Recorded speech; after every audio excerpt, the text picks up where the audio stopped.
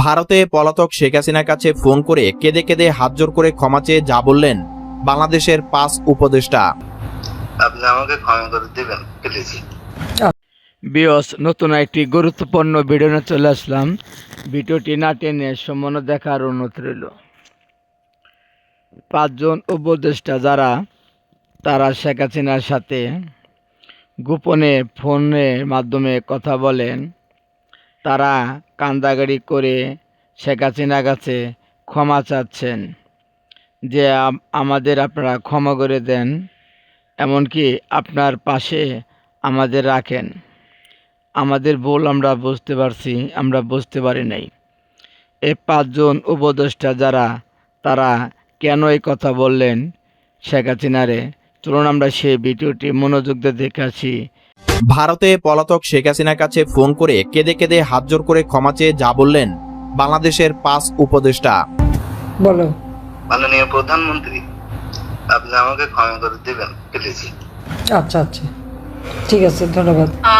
আমাদেরকে বুঝে ক্ষমা করে আমাদেরকে আপন করে নিন মাননীয় প্রধানমন্ত্রী। অরিন, তোমাকে এটুকু বলবো যে দেখো, আমার কারোর প্রতি কোনো অভিযোগ নেই। খুব এমন অবস্থায় কিন্তু শাহবাগ থানার সামনে পুলিশের একটি বিশাল টিম কিন্তু এখানে সড়কে বাধা দিয়েছেন, অর্থাৎ তাদের যে পদযাত্রাটি ছিল সেটি কিন্তু পুলিশের বাধায় এখানে একটি বিশাল বেষ্টনী আমরা দেখতে পাচ্ছি, যেটি দিয়ে কিন্তু তারা সরকার প্রধানের উদ্দেশ্যে কঠোর বার্তা প্রদান করছে। সেই পদত্যাগ করবে ৭১ সালের মতো আবারও গর্জন দিয়ে জেগে উঠতে হবে। একারামে রক্ষা নেই এবার সুগ্রীব দোষর। একদিকে সেনার চাপ, অপরদিকে আওয়ামী লীগের চাপ। ইউনূসের অবস্থা এখন স্যান্ডউইচের শশার মতো। একারামে রক্ষা নেই এবার সুগ্রীব দোষর। একদিকে সেনার চাপ, অপরদিকে আওয়ামী লীগের চাপ। ইউনূসের অবস্থা এখন স্যান্ডউইচের শশার মতো। হাসিনার দল যাতে ভোটে লড়তে না পারে তার জন্য চেষ্টা ত্রুটি রাখেনি অন্তর্বর্তী সরকার। আওয়ামী লীগের সব ধরনের কার্যকলাপের ওপর অন্তর্বর্তী সরকার নিষেধাজ্ঞা জারি করেছে। তাতেও হাসিনা বাহিনীকে দমিয়ে রাখা যাচ্ছে না, তারা এবার পথে নেমেছে।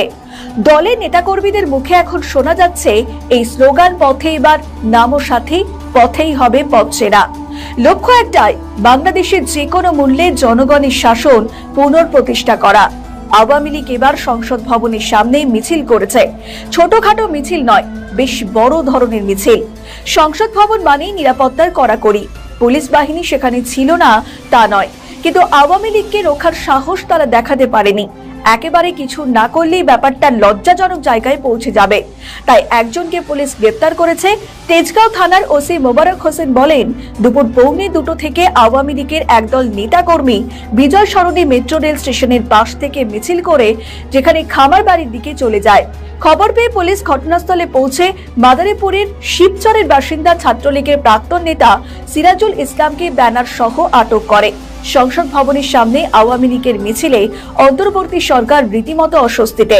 তাই কার্যনির্বাহী প্রধানমন্ত্রী মোহাম্মদ ইউনূস তার উপদেষ্টা পরিষদের জরুরি বৈঠক ডাকেন এবং ছিলেন নজর। বৈঠকে পরিষদ বেশ কিছু সিদ্ধান্ত নিয়েছে। সিদ্ধান্তের কথায় জানিয়ে দেওয়া হয়েছে। প্রেস সচিব শফিকুল আলম বলেন, ঝটিকা মিছিলের বিষয়ে মনিটরিং জোরদার করবে সরকার। এর নেপথ্যে যারা রয়েছেন তাদের বিরুদ্ধে কঠোর আইনি ব্যবস্থা নেওয়া হবে। ফ্যাসিবাদী শক্তি যখন দেখছে যে দেশ নির্বাচনের দিকে যাচ্ছে, জুলাইয়ের হত্যার সঙ্গে জড়িত ব্যক্তিদের বিচার দ্রুত হচ্ছে, এখন তারা বেপরোয়া হয়ে উঠছে। এর ফলে দেশের শান্তি শৃঙ্খলা পরিস্থিতির অবনতি করছে। গণতান্ত্রিক অগ্রযাত্রাকে ব্যাহত করার জন্য সর্বাত্মক শক্তি নিয়ে মাঠে নামছে। একটা এখন জাতীয় নিরাপত্তা ইস্যু হয়ে দাঁড়িয়েছে। দেশের সার্বিক নিরাপত্তার স্বার্থে ন্যূনতম ছাড় দেওয়া হবে না। স্থানীয় প্রশাসন যাতে অপ্রীতিকর পরিস্থিতির মোকাবিলা করতে পারে তার জন্য সরকারের তরফে তাদের অবাধ স্বাধীনতা দেওয়া হয়েছে। আসলে সংসদ ভবন চত্বরে আওয়ামী লীগের মিছিলে টনক নড়েছে সরকারের। সরকার একবারের জন্য অনুমোদন করতে পারেনি যে আওয়ামী লীগ এতটা বেপরোয়া হয়ে উঠতে পারে। একদিকে আওয়ামী লীগের একের পর এক শোডাউন, অন্যদিকে অন্তর্বর্তী সরকারের তৎপরতা, সব মিলিয়ে বাংলাদেশ হাওয়া বেশ তপ্ত। ইউনূসের মাথা ব্যথার আরো একটি কারণ রয়েছে। দেশের গোয়েন্দা দপ্তরের কাছে কি এই ধরনের খবর ছিল না? যদিও না থাকে তাহলে সেটা তো গোয়েন্দা বাহিনীর ব্যর্থতা। আগামী দিনে তাহলে এর থেকেও বড় কিছু ঘটতে পারে। দেশের সাম্প্রতিক রাজনৈতিক অস্থিরতা, সহিংসতা ও বিদেশি প্রভাব নিয়ে উদ্বেগ প্রকাশ করেছেন। আসসালামু আলাইকুম সম্ভবত ইয়ানফসি করার দিন চলে আসছে। কারণ পরিস্থিতি যা তৈরি হয়েছে, আমাদের সরকারের বিভিন্ন গুরুত্বপূর্ণ ব্যক্তিরা বা এনসিপির অত্যন্ত গুরুত্বপূর্ণ নেতারা, অথবা জুলাই আগস্ট যে অভ্যুত্থান হয়েছে সেই অভ্যুত্থানের যারা নায়ক ছিলেন, তারা এখন যে সকল তথ্য দিচ্ছেন, তো স্বাভাবিকভাবে মানুষের মধ্যে ভয় কাজ করছে। আবার আওয়ামী লীগের নেতাকর্মীদের মধ্যে উৎসাহ উদ্দীপনা কাজ করছে। কেন? কারণ হচ্ছে কি যে শেখ হাসিনার ফিরে আসার যে পথগুলো আস্তে আস্তে তাহলে কি খুলে দেওয়া হচ্ছে, বা শেখ হাসিনা কি যে কোনো সময় ফিরবেন, যে আপা আসবে, দেশ হাসবে, তাহলে তো কথা পাই সত্য। কারণ উপদেষ্টারা যদি তলে তলে শেখ হাসিনার সাথে সেটেল করে ফেলে, এর মাঝখানে সাবেক প্রধানমন্ত্রী শেখ হাসিনার একটা ফোন আলাপ ভাইরাল, যে জুলাই যোদ্ধারা ওনার কাছে ফোন করে করে ক্ষমা চাচ্ছেন এবং উনি ক্ষমাও করে দিয়েছেন। এর মাঝখানে তিনি অনেক আগে একটা ডায়লগ দিছিলেন, আশেপাশে আছি, টুস করে ঢুকে পড়বো। তো টুস করে ঢুকার মনে হয় সময়টা চলে আসছে, এমনকি আভ্যন্তরীণ যে সিস্টেম সেটাও প্রস্তুত হচ্ছে। কেন আমি এই কথাগুলো বলছি এই কারণে যে সরকারের 5 জন উপদেষ্টা শেখ হাসিনার সাথে হাত মিলিয়েছেন, এবং কি হাত মিলিয়ে ষড়যন্ত্র তারা লিপ্ত হয়েছেন যে কখন শেখ হাসিনাকে বাংলাদেশে তারা ঢুকিয়ে দিবে, তারপর তারা তাদের ক্ষমতা ছাড়বে। আর এই তথ্য কে দিয়েছে?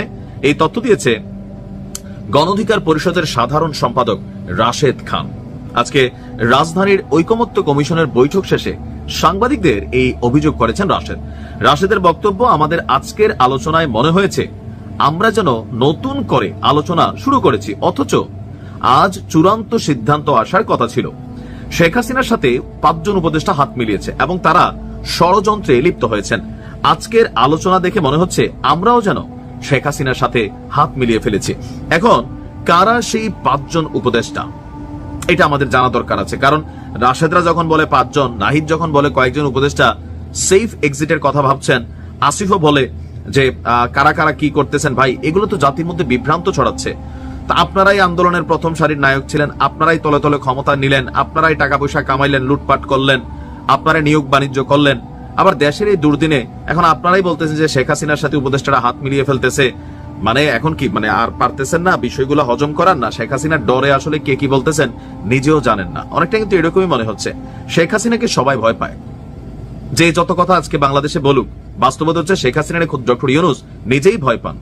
আর যদি কখনো শেখ হাসিনা বাংলাদেশে ঢুকেই যায়, এরপরের পরিস্থিতি কি হবে এটা আমার থেকে আপনারা আরো ভালো বোঝেন। এখন এই যে আলোচনা শেখ হাসিনার প্রত্যাবর্তন বা সামহাও এই যে কথাবার্তাগুলা নতুন করে আলোচনায় কিন্তু স্থান পেয়েছে। আমাদের উপদেষ্টারা, জুলাই যোদ্ধারা তলে তলে আওয়ামী লীগের সাথে সেটেল করছে, কেউ বিএনপির সাথে সেটেল করছে। এই কথাগুলো আবার আমরা জানতেছি কই থেকে? সরকারের সাবেক এবং রানিং উপদেষ্টারা বা যে স্টেক হোল্ডার আছেন যারা, তারাই কিন্তু এই ধরনের তথ্যগুলো মানুষের সামনে নিয়ে আসতেছে। গণ অধিকার পরিষদের সাধারণ সম্পাদকের বক্তব্য, আমাদের রাজনীতিবিদদের এই চরিত্র জনগণ অপছন্দ করে, সকালে এক কথা বিকালে আরেক কথা। আর আজকের আলোচনায় মনে হয়েছে 8 মাস নাকি তারা পিছাই গেছে। এখন আসলে ভেতরে কি হচ্ছে, যা বলা হচ্ছে তাকে আসলে শুধু বলার জন্য বলা, নাকি ভেতরে ভেতরে আসলেই? তবে এটা সত্য, কোন উপদেষ্টাই এখানে ডক্টর আসিফ নজরুল ইসলাম ছাড়া আর আসিফ মাহমুদ ছাড়া, মাহফুজরা আমরা দেখি নাই যে জুলাই আন্দোলনে প্রথম সারির এখানে কেউই নাই। তো বাকি যারা ছিলেন তারা আগেও বাংলাদেশে ছিলেন, ডক্টর ইউনূসও ছিলেন। ডক্টর ইউনূস লাস্টে দিয়ে আইসা তিনি ক্ষমতা গ্রহণের জন্য হয়তো একটা ভিন্ন অবস্থান নিয়েছেন। এর আগে তিনিও এরকম আওয়ামী লীগের সাথে পাঙ্গা নেয় নাই। তো স্বাভাবিকভাবে কখনো আওয়ামী লীগের ঢুকার সুযোগ হলে বা পরিস্থিতি এরকম হলে এই সব উপদেষ্টারা শেখ হাসিনার কাছে মাফি চাবে, এটাই বাস্তব। আসলে কি ঘটছে ভেতরে?